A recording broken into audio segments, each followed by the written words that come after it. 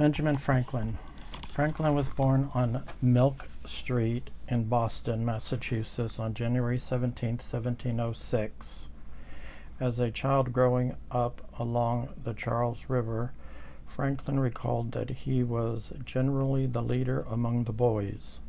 Franklin's father wanted him to attend school with the clergy, but only had enough money to send him to school for 2 years. He attended Boston Latin School, but did not graduate. He continued his education through reading. Although his parents talked of the church as a career for Franklin, his schooling ended when he was 10. He worked for his father for a time, and at 12 he became an apprentice to his brother James, a printer who taught him the printing trade. When Benjamin was 15, James founded the New England Courant, which was the third newspaper founded in Boston. When denied the chance to write a letter to the paper for publication, Franklin adopted the pseudonym of Silence Dogood, a middle-aged widow.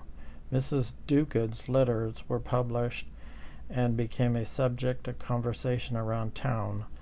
Neither James nor the Courant's readers were aware of the ruse, and James was unhappy with Benjamin when he had discovered the popular correspondence with his younger brother. Franklin was an advocate of free speech from an early age. When his brother was jailed for 3 weeks in 1722 for publishing material unflattering to the governor, young Franklin took over the newspaper and had Mrs. Dogood proclaim, "Without freedom of thought there can be no such thing as wisdom, and no such thing as public liberty without freedom of speech." Franklin left his apprenticeship without his brother's permission, and in doing so became a fugitive. At age 17, Franklin ran away to Philadelphia, seeking a new start in a new city. When he first arrived, he worked in several printer shops around town, but he was not satisfied by the immediate prospects. After a few months, while working in a printing house, Pennsylvania Governor Sir William Keith convinced him to go to London, ostensibly to acquire the equipment necessary for publishing another newspaper in Philadelphia. Discovering that Keith's promises of backing a newspaper were empty, he worked as a typesetter in a printer's shop in what is now the Church of St. Bartholomew the Great, in the Smithfield area of London. Following this, he returned to Philadelphia in 1726 with the help of Thomas Denham, a merchant who employed him as a clerk, shopkeeper, and bookkeeper in his business. Upon Denham's death, Franklin returned to his former trade. In 1728, he set up a printing house in partnership with Hugh Meredith. The following year, he became the publisher of a newspaper called the Pennsylvania Gazette.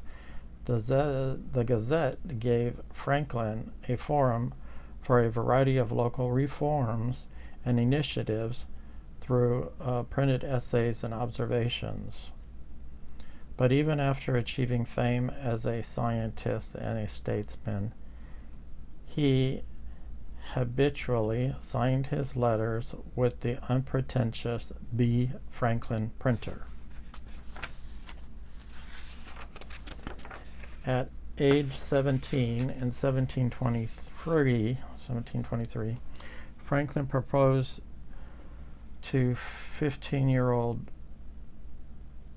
Deborah Reed while a boarder in the Reed home.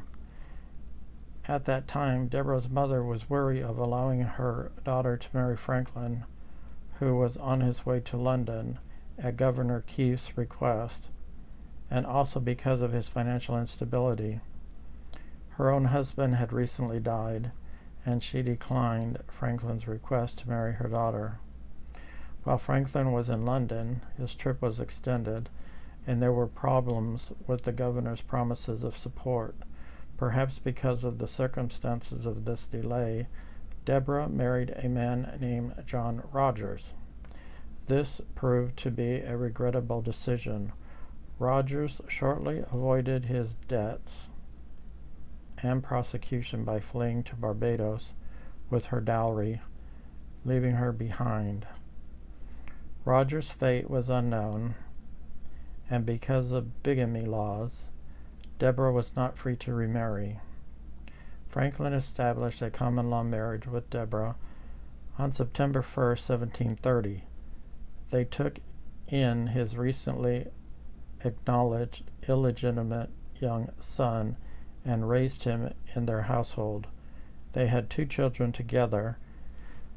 Their son Francis Folger Franklin was born in October 1732 and died of smallpox in 1736. Their daughter Sarah Sally Franklin was born in 1743.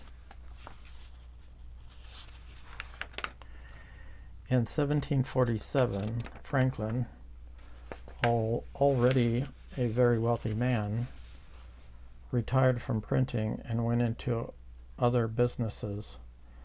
He formed a partnership with his foreman, David Hall, which provided Franklin with half of the shop's profits for 18 years.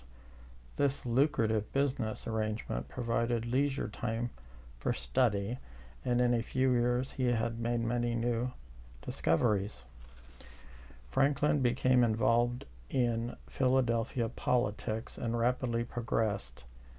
In October 1748, he was elected as a councilman. In June 1749, he became a justice of the peace for Philadelphia, and in 1751, he was elected to the Philadelphia Assembly.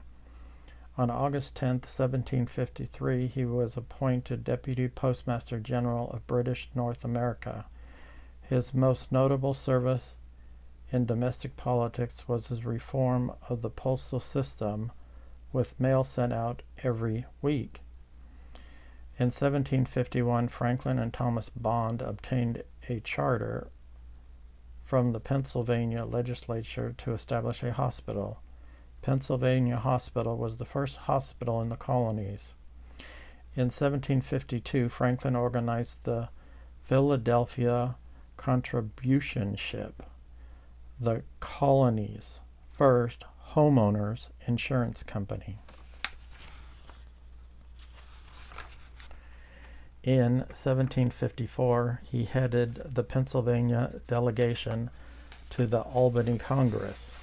This meeting of several colonies had been requested by the Board of Trade in England to improve relations with the Indians and defense against the French. Franklin proposed a broad plan of union for the colonies. While the plan was not adopted, elements of it found their way into the Articles of Confederation and the Constitution. In 1753, both Harvard and Yale awarded him honorary Masters of Arts degrees. In 1756, he received an honorary Master of Arts degree from the College of William and Mary. Later, in 1756, Franklin organized the Pennsylvania militia. He used Tun Tavern as a gathering place to recruit a regiment of soldiers to go into battle against the Native American uprisings that beset the American colonies. On July 26, 1775, actually on 12/14/74, Deborah Reed Franklin died of a stroke. On July 26, 1775, the Second Constitutional Congress established the United States Post Office and named Franklin as the first United States Postmaster General. He had been a postmaster for decades and was a natural choice for the position. He had just returned from England and was appointed chairman of a committee of investigation to establish a postal system. The report of the committee, providing for the appointment of a postmaster general for the 13th American colonies, was considered by the Constitutional Congress on July 25th and 26th. On July 26, 1775, Franklin was appointed Postmaster General, the first appointed under the Constitutional Congress. His apprentice, William Goddard, felt that his ideas were mostly responsible for shaping the postal system, and the appointment should have gone to him, but he graciously conceded it to Franklin, 36 years his senior. Franklin, however, appointed Goddard as surveyor of the posts, issued him a signed pass, and directed him to investigate and inspect the various post offices and mail routes as he saw fit. The newly established postal system became the United States Post Office, a system that continues to operate today. By the time Franklin arrived in Philadelphia on May 5, 1775, after his second mission to Great Britain, the American Revolution had begun, with skirmishes breaking out between colonies and British and Lexington and Concord. The New England militia had forced the main British army to remain inside Boston. The Pennsylvania Assembly unanimously chose Franklin as their delegate. To the Second Constitutional Congress. In June 1776, he was appointed as a member of the Committee of Five that drafted the Declaration of Independence. Although he was temporarily disabled by gout and unable to attend most meetings of the committee, he made several small but important changes to the draft sent to him by Thomas Jefferson. At the signing, he is quoted as having replied to a comment by John Hancock that they must all hang together. Yes, we must, indeed, all hang together, or most assuredly we shall all hang separately.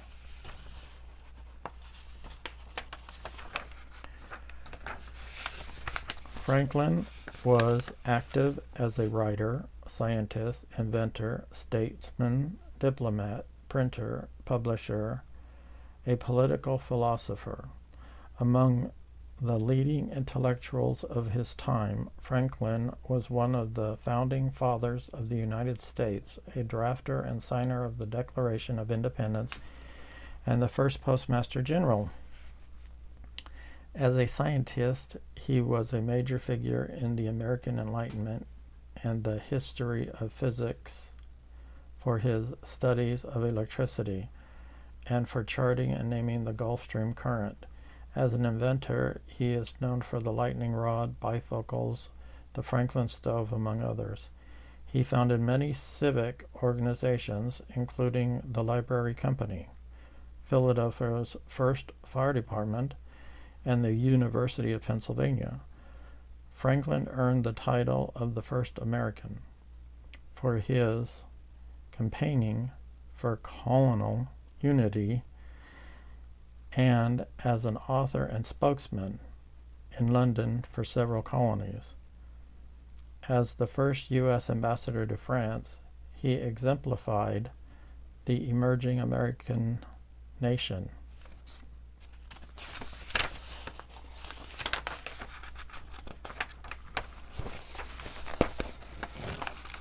Franklin suffered from obesity throughout his middle age and later years, which resulted in multiple health problems, particularly gout, which worsened as he aged. In poor health during the signing of the U.S. Constitution in 1787, he was rarely seen in public from then until his death. Benjamin Franklin died at his home in Philadelphia on April 17, 1790. He was 84 at the time of his death.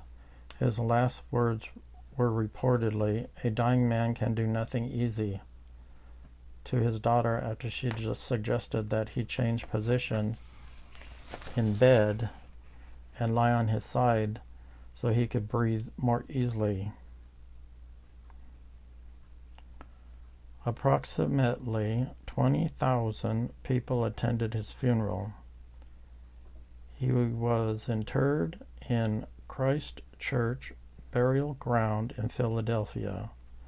Upon learning of his death, the Constitutional Assembly in revolutionary France entered into a state of mourning for a period of 3 days, and memorial services were conducted in honor of Franklin throughout the country.